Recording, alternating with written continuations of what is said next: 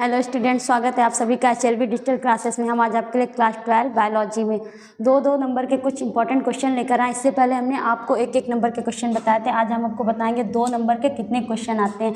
तो 2 नंबर के आपके 5 क्वेश्चन आते हैं, जो आपके दो नंबर के होते हैं। एक ये क्वेश्चन आया था 2 नंबर का, परखनली शिशु पर टिप्पणी लिखिए। जैसा कि आप जानते हैं, परखनली शिशु IVF यानी इन विट्रो फर्टिलाइजेशन की प्रक्रिया के माध्यम से पैदा हुए बच्चे को ही टेस्ट ट्यूब बेबी कहते हैं। इस प्रक्रिया में निसंतानता से पीड़ित ऐसी स्त्री जो निसंतानिता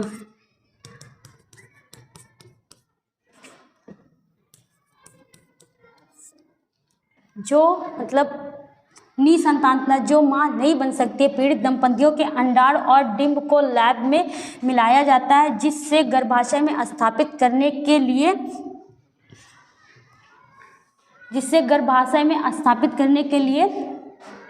एक फर्टिलाइज्ड अंड का निर्माण होता है और टेस्ट ट्यूब बेबी का बॉर्न होता है। इस टेस्ट ट्यूब बेबी का बॉर्न होता है, इसे ही परखनली शिशु कहते हैं। समझ में आया? जैसे ऐसी बहुत सारी स्त्रियां होती हैं जो निसंतानता मतलब उसे बेबी बॉर्न नहीं हो सकता है। तो ये एक प्रोसेस है IVF यानी इन विट्रो फर्टिलाइजेशन की क्रिया माध्यम से पैदा हुए बच्चे को ही टेस्ट ट्यूब बेबी इस माध्यम से बच्चा पैदा होता है, उसे ही हम टेस्ट ट्यूब बेबी कहते हैं। इस प्रक्रिया में निसंतानता, समझ रहे, निसंतानता ऐसी बहुत सारी स्त्रियां होती हैं जो मतलब बेबी बॉर्न नहीं कर सकती हैं। तो एक प्रक्रिया, एक प्रोसेस है ये परखनली शिशु IVF यानी पीड़ित दंपतियों के अंडाणु को डिंब लैब में मिलाया जाता है, जिससे गर्भाशय में स्थापित करने के लिए एक फर्टिलाइज्ड अंड का निर्माण होता है और फिर बेबी बॉर्न हो सकता है। ये 2 नंबर का आपका क्वेश्चन आया था। और ये 2 नंबर का, ये भी 5 क्वेश्चन आपके 2 नंबर के आते हैं। इसका खा नंबर है, ये भी आपके 2 नंबर का होता है।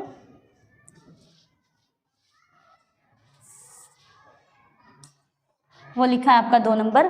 DNA अणुओं में स्थित नाइट्रोजीनस क्षारकों का वह अनुक्रम जिसमें प्रोटीन अणुओं के संश्लेषण के लिए संदेश निहित रहते हैं, उसे आनुवांशिक कूट अथवा जेनेटिक कोड कहते हैं।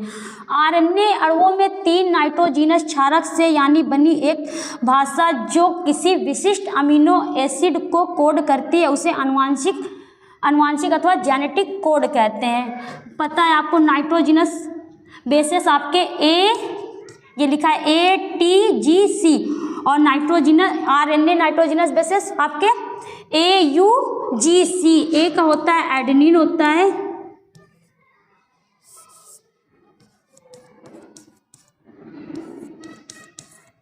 और U आपका यूरेसिल होता है,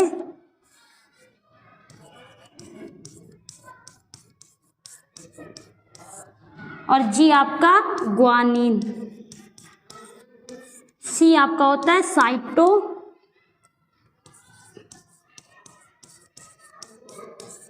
साइटोसिन। इसमें क्या होता है, DNA नाइट्रोजनस बेसिस में A आपका एडेनिन और T आपका इसकी जगह पर थाइमीन बेस होता है, और इसमें ग्वानिन, और आपका C होता है साइटोसिन। ये और DNA की संख्या ऐसे बनी होती है, ये इसमें लिखा होता है, पूरा साफ क्लियर नहीं था, एडेनिन, ग्वानिन, थाइमिन। इसकी जगह पर इसमें क्या होता है, थाइमिन बेस की जगह पर RNA में यूरेसिल होता है और DNA में थाइमिन होता है, और RNA में इसकी जगह पर यूरेसिल होता है। ये भी आपका 2 नंबर का क्वेश्चन आता है। नेक्स्ट क्वेश्चन आप देखिए, ये भी 2 नंबर का। अल्कोहल के अति प्रयोग पर टिप्पणी लिखिए। इसका मुख्यतम उपयोग एथिल अल्कोहल को अपेय बनाने के लिए होता है, ला और रेजिन के लिए, जिनका उपयोग वार्निश तथा पॉलिश के उद्योग में होता है, या एक उपयुक्त विलायक है। इसका ऑक्सीकरण करने से फॉर्मेल्डिहाइड कृत्रिम रंग, औषधि तथा सुगंधित पदार्थों के निर्माण में भी इसका अधिक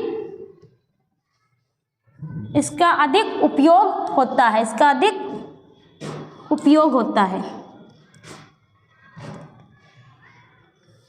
नेक्स्ट क्वेश्चन आपका है, नेक्स्ट क्वेश्चन, बीटी कपास। बीटी कपास से या तो ऑप्शनल में इसका पूरा बेस आता है, या तो ऑप्शनल में 1 नंबर का क्वेश्चन आपका पूछ लिया जाता है, या 1 लाइनर में क्वेश्चन पूछे, या 4 में दे दिया जाता है कि ये एक जीवाणु है या विषाणु है। जैसे पूछ लिया जाता है कि बीटी कपास, बीटी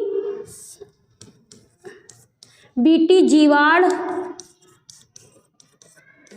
है या विषाणु, तो बीटी आपका एक जीवाणु है। बीटी कपास में बैसिलस थुरिनजिनेसिस, इसी का नाम है बैसिलस थुरिनजिनेसिस। ये जो है ये बीटी, ये जीवाणु का नाम है। बीटी जीवाणु के आविष प्रोटीन का संश्लेषण करने वाली जीन को जेनेटिक इंजीनियरिंग के द्वारा ही निवेशित करके इसकी इसे मतलब कीट प्रतिरोधी बना दिया जाता है। कीट प्रतिरोधी किस्म मतलब ऐसी फसल बनाई जाती है जो कीट प्रतिरोधी होती है, विकसित की गई है। बीटी किस्म का उपयोग करके प्रत्येक वर्ष करोड़ों रुपयों की फसल कीटों से बचाया जा सकता है। आप समझ रहे हो, ऐसी फसल बीटी के माध्यम से ऐसी फसल मतलब उगाई जा रही है जो कीट प्रतिरोधी का, जिसमें मतलब कीट नहीं आएंगे। जब किसी भी फसल में कीट नहीं होंगे तो वो फसल में वो उपज जो होगी आपकी फसल होगी वो तो अच्छी होगी।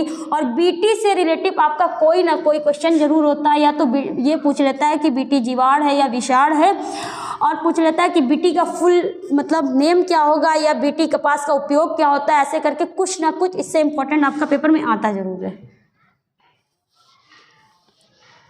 एक ये क्वेश्चन आता है कि वन प्राणियों का, 2 नंबर का, भी वन प्राणियों के विलुप्त होने के कारण लिख लिए। बहुत सारे कारण आप भी देखते हैं कि वन प्राणियों के विलुप्त होने, बहुत सारी ऐसी जातियां जो संकटग्रस्त में हैं और बहुत सारी ऐसी जातियां जो विलुप्त होने के कगार पर हैं। इसीलिए उनको जूलॉजिकल गार्डन में, या बहुत सारे ऐसे पादप हैं जिनको बॉटनिकल गार्डन में मतलब संरक्षित करने के लिए एक माध्यम आपका बनाया गया रेड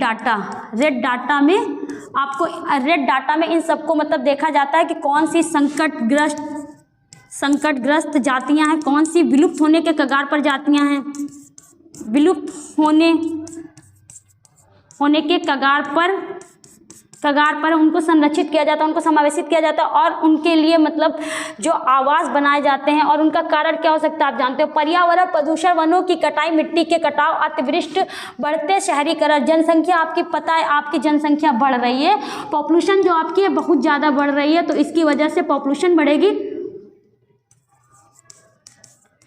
तो हाउसेस भी बढ़ेंगे। जब पॉपुलेशन बढ़ेगी तो घर भी बढ़ेंगे और आबादी भी ज़्यादा होगी, तो इसकी वजह से शहरीकरण और शहर या गांव या घरों का निर्माण होगा, तो पेड़ पौधों की कटाई होगी। प्राकृतिक आवासों का विनाश हो रहा है। जैसे बहुत सारे प्राकृतिक जो जानवर होते हैं, वो वन प्राणी जो होते हैं वो प्राकृतिक आवास में ही तो रहते हैं, जंगल में रहते हैं या अलग रहते हैं, तो उनके आवासों की कटाई हो रही है। इसकी वजह से वो विलुप्त हो रहे हैं। अंधाधुंध शिकार, और बहुत ऐसे जानवर हैं जिनका इंसान शिकार करता है, इसकी वजह से अनोखी प्रजातियों का परिचय, बहुत सारी अनोखी प्रजातियां दिख रही हैं। प्राकृतिक संसाधन की अधिकता हो रही है, प्राकृतिक संसाधन ज़्यादा बढ़े। प्रवासी मार्गों में बांधा, जैसे कि जब शहर बढ़ रहे हैं, आबादी बढ़ रही है, तो कुछ ऐसे मार्ग भी बन रहे हैं जहाँ पर उनका आना जाना कम हो रहा है और उनके विलुप्त होने के उनको बहुत सारी चीज़ों में संकट पैदा हो रहा है। तो इस तरह से उनकी जातियाँ तो विलुप्त होंगी। और वन जीवों का अवैध व्यावसायिक व्यापार, और जानते हैं कि बहुत सारे ऐसे वन जीव हैं जिनका अवैध व्यावसायिक व्यापार हो रहा है एक जगह से दूसरी। बहुत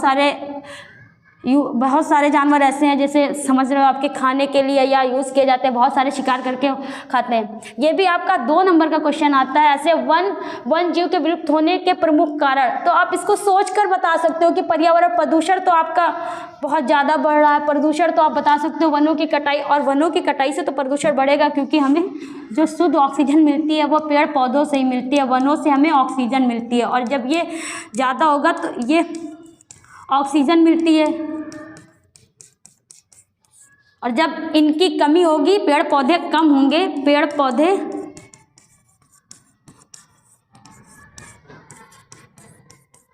कम होंगे तो कार्बन डाइऑक्साइड CO2 आपकी ज़्यादा होगी, जिससे प्रॉब्लम होती है। अधिक CO2 होने पर ये भी एक प्रदूषण का ही कारण है, CO2 एक प्रदूषण का ही कारण है। आई होप कि आपको वीडियो अच्छी लगी होगी, तो लास्ट तक देखिएगा और आगे वीडियो को देखने के लिए चैनल को सब्सक्राइब करिएगा। धन्यवाद।